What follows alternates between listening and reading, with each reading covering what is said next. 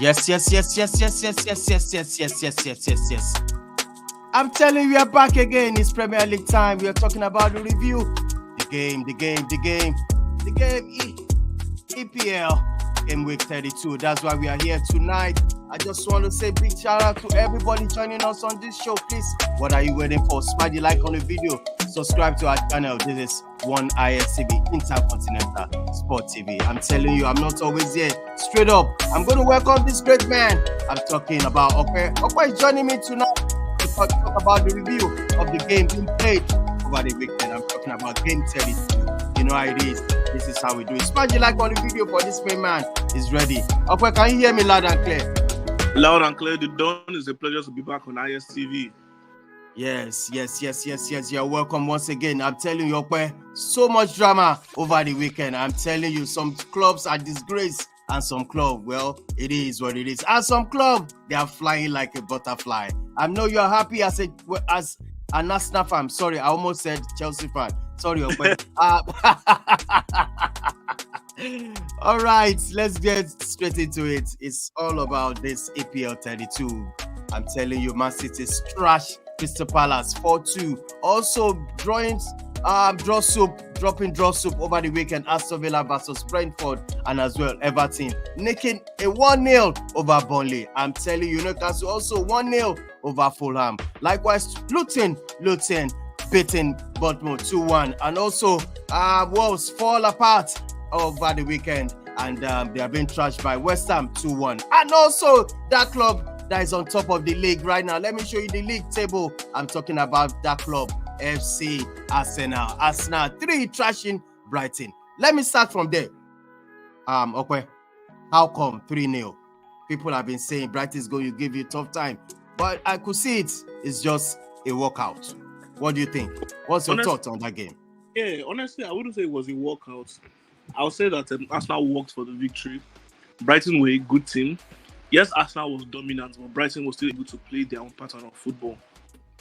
But at the end of the day, Arsenal's quality shone towards the end of the game. And, it was a huge victory because Brighton had not lost a home game in 12 matches. And the last time Brighton lost at home,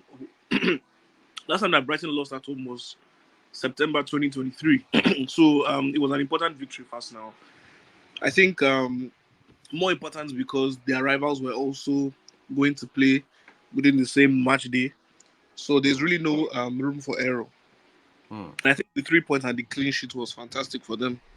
Is there any talking points in that match? I mean, you can say, oh, this is actually the talking point, starting from the goalkeeper to the defense to the midfield and also the attacker. I noticed this guy missed a lot of chances. I'm talking about Gabriel Jesus. What's your talking point in that game? Yeah, I think for me, at the end of the day, the talking point for me has to be the fact that Zinchenko seemed to be the only person that performed below par. I think Arsenal became a unit defensively when Jakub Kiwior began to play left back. And yes, we know what Zinchenko offers going forward, but defensively, he's a liability. And I think he showed a lot against Brighton. And there's always a difference when you have someone like Tomiyasu or Kiwior playing. So I think when we play big games, when we play games that are going to be highly physical, you will not see so much of Zinchenko. Gabriel Jesus, he's slowly getting back into 100% fitness. He missed 2 chances on goal, but I mean, he did create the chance leading to the penalty. He was the player that was fouled before Bukayo Saka dispatched the penalty. So for me, so far so good for him. I think the more he gets minutes, the better he will get. Definitely. And it's good to see Martin Odegaard leading by example as a captain. His energy, his desire, his work rate, I think, has to be commendable. I think Ben White has to be another unsung hero for Arsenal. Ben White, he's proved that he's worth every penny of £50 million, and I think he's even worth more. Gabriel Magalhaes as well. I mean, what a guy. His passion to defend, to keep a clean sheet, I think he was saying. And I think kudos must be given to David Raya. David Raya became the first Spanish goalkeeper to keep 5 away clean sheets, and he currently has and he has 13 clean sheets so far this season. Considering the fact that he did not play the first 3 games of the season, I think that's highly commendable, and he made a brilliant save for Arsenal yesterday. So it's good times for Arsenal. So congratulations to the Arsenal. All right, all right. Moving on to this game. I'm telling you, the game ended 2-0, 2-2. And what's your take on this game? Talk to me. I'm Ma- talking about Manchester United versus Liverpool. I think this game lived up to the hype of it. Manchester United Liverpool is the equivalent of the El Clasico in Spain. It is the equivalent of Inter Milan versus Juventus, and it is the equivalent of Bayern Munich versus Borussia Dortmund. So it definitely lived up to it. Talking about the goals that we saw, unfortunate back pass by Gerald Quansah. The teenager had been good for Liverpool all season for me, but he's young, and young people tend to make mistakes. And for the first time this season, he did that, and he was found suspect. And Bruno Fernandes, being the brilliant player that he is, he saw the opportunity. He saw that Cameron One Keller time. line. He didn't think too much. Perfect lob just above the goalkeeper to dink into the net. So brilliant goal by Bruno Fernandes. I think Manchester United players have to have a catalogue of goal of the season. So far in this 2023-24 campaign, Manchester United have scored some fantastic goals this season because the next goal that was scored to give Man United the lead was by Kobe Minu. I mean, what a Yeah. player. What a player. Yeah, I think England have got a gem there. Hmm. If I were Gareth Southgate, I would want to implement him in the squad as soon as possible. Good enough, he's made his debut, but I think he should stick with the team. I think he has earned a place in the Euro squad because if I take a look at the squad depth for England in defensive midfield, I think Declan Rice is the only outstanding player. The rest are subpar. Calvin Phillips has been in bad form this season. Jordan Henderson, we know he has been in bad form for years, and he's even in worse form for Ajax, who got thumped 6-0 by Feyenoord over the weekend. And Jordan Henderson has been under the scrutiny of Dutch journalists. So for me, he's not going to offer England much going into the Euros. Kobe Mainoo will be perfect to play Hmm. the double pivot alongside Declan Rice. Hmm. And I Well, think for Liverpool, yeah. Liverpool. Before you talk about that Liverpool, was they dropped 2 points. I want you to tell me what impact will this cost? Is it going to cost them a lot in this run of game coming up? Look at the title race 71 with Liverpool and also 70 points for Man City. Do you think it's going to hurt them after dropping 2 points? So I think Can that you? first of all, it could potentially stop them from winning the title.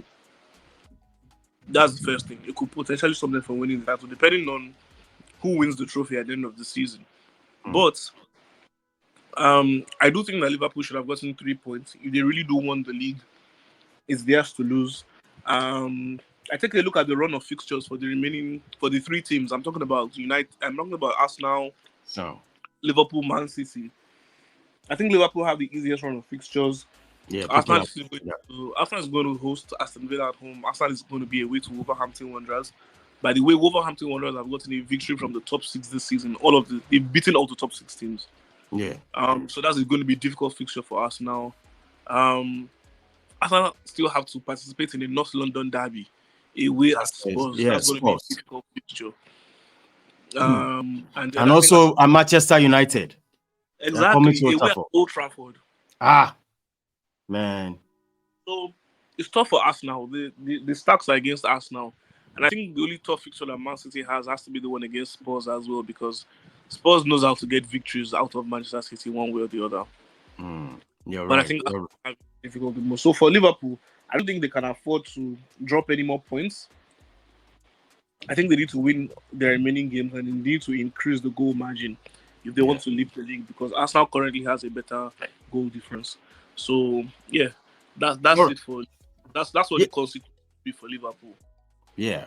Moving on to this last talking point in the game is Sheffield United versus Chelsea. You just imagine what is wrong with Chelsea. It's almost I don't know what to say about that. Dropping points at the last minute of the game. I thought it was going to be a victory for Chelsea, but they couldn't just hold on. What's your take on this? For me, Mauricio Pochettino Hmm. seems to not know how to get the best out of this group of players. Um, I know that it is not an easy task, but if you are a top class manager Yeah. within a short period of time, you need to be able to implement your philosophy and your brand of football needs to be shown across the team. Yeah. Even if it's not going to be in full flow, we need to see flashes. And with Chelsea and Pochettino, I don't think we can say that they have a particular style of football. There's always a different approach to different games. There's really no identity to the team. I think Poch is someone who is always stuck to certain crop of players for a period of time, which doesn't make sense in this era of football, because when you've got a quality squad, you need to rotate, you need to keep players happy, um, you need to keep players ready when the key players are not available. And I don't think he has done that successfully this season. I think a lot of times during games he makes the wrong selections, and he employs the wrong tactics. I think wrong tactics for different games. Honestly, that's what I've seen from Poch. Because the game against Sheffield, Sheffield's going to go at you with a low block. I think Kani Chukwuemeka should have started the game so that Cole Palmer has more of a free hand. Yeah. The tactics yesterday just seemed to be that they wanted to overflow the right hand side of their attack, which is Sheffield United's left hand side, and just create chances. But it was too obvious, despite the efforts of Cole Palmer and Madueke to make things work. But Sheffield United were up to the task, and I think he should have switched tactics more earlier. Playing the three at the back yesterday was a terrible decision by Poch, and I don't see him being the coach next season. I think he's been given enough time and the entire season, so maybe Chelsea can get a better coach. It's going to be difficult for them because they can't get a better coach when they sack Poch. They might as well remain with him. So that's my assertion concerning Chelsea. All right, this is how far we can go tonight. I want to say thank you for joining us on this one, Okwe. Thank you so much, bro. My pleasure. All right, people, smash your like on the video, subscribe to our channel if you're watching this for the first time.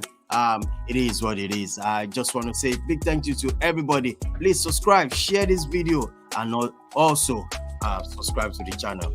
Until the same time, we'll be back again with another content or videos on sport. Bye for now.